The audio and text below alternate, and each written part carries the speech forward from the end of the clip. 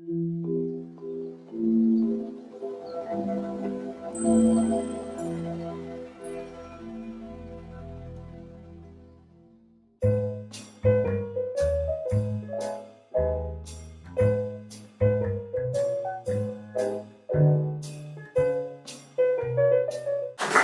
donc la dernière question, si on mettait tout le monde dans la boucle.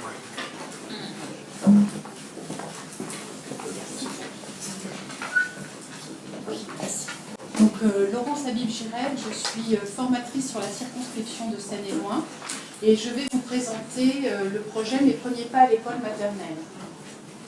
Donc, ce projet a pour objectif d'offrir les meilleures conditions d'accueil des élèves de petite section à la rentrée des classes.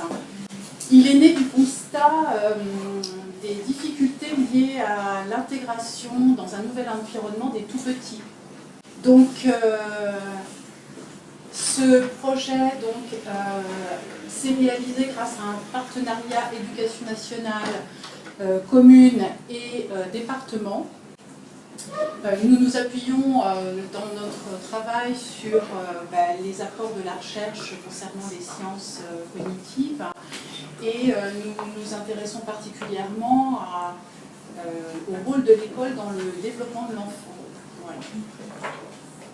Alors ce partenariat, il est effectivement très riche puisque au sein de l'éducation nationale, il y a bien sûr l'inspecteur de la circonscription, le coordonnateur de réseau, les directeurs des écoles concernées qui ont intégré le projet.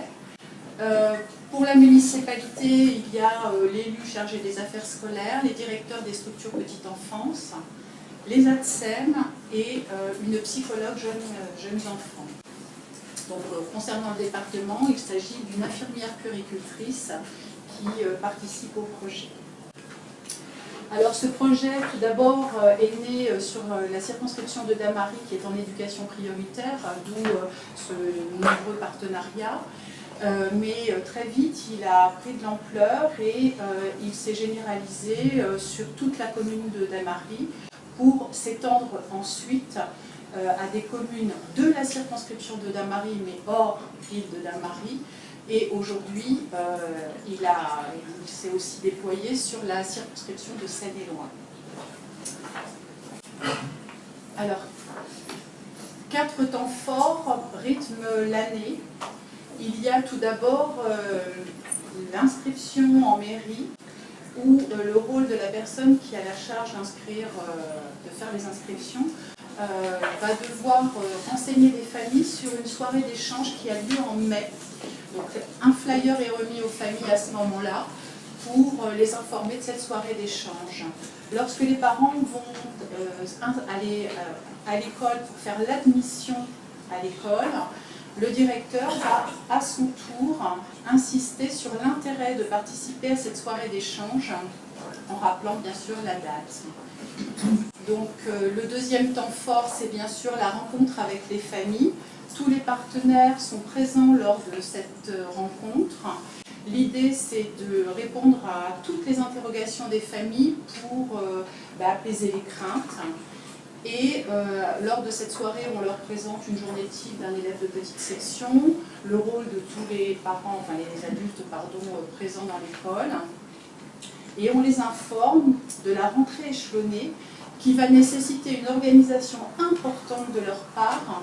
Et il est bon qu'en mai, on puisse les informer de cette soirée, de cette rentrée, pardon. Un troisième temps, donc, c'est un temps d'accueil parents-enfants dans l'école de leur enfant, où là, ils vont pouvoir participer à des moments de classe. Et en parallèle, l'infirmière puéricultrice de la PMI propose aux enfants qui n'ont jamais fréquenté de structure petite enfance des demi-journées de socialisation.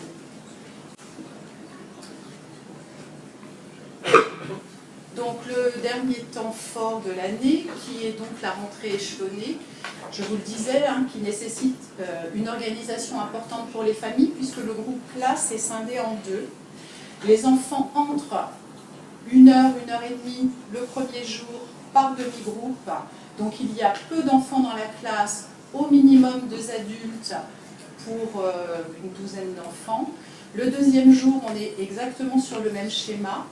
Le troisième jour, les deux groupes se rencontrent. Il n'y a pas de cantine, il n'y a pas de périscolaire. Donc c'est vraiment un accueil en douceur, une rentrée en douceur. Et seulement le dernier jour, les deux groupes se rencontrent et peuvent fréquenter la cantine et rester sur le temps de sieste. Alors, les retours sont très positifs, hein, et alors, concernant les partenaires bien sûr, concernant les parents également.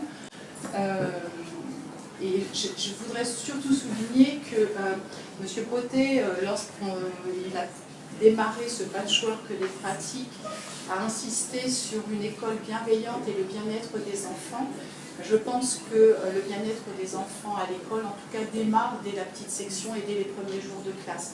Donc je trouvais que c'était intéressant de boucler avec voilà, ce qui s'est dit en tout début de séance. Et voilà les premiers pas à l'école maternelle des enfants heureux. Merci.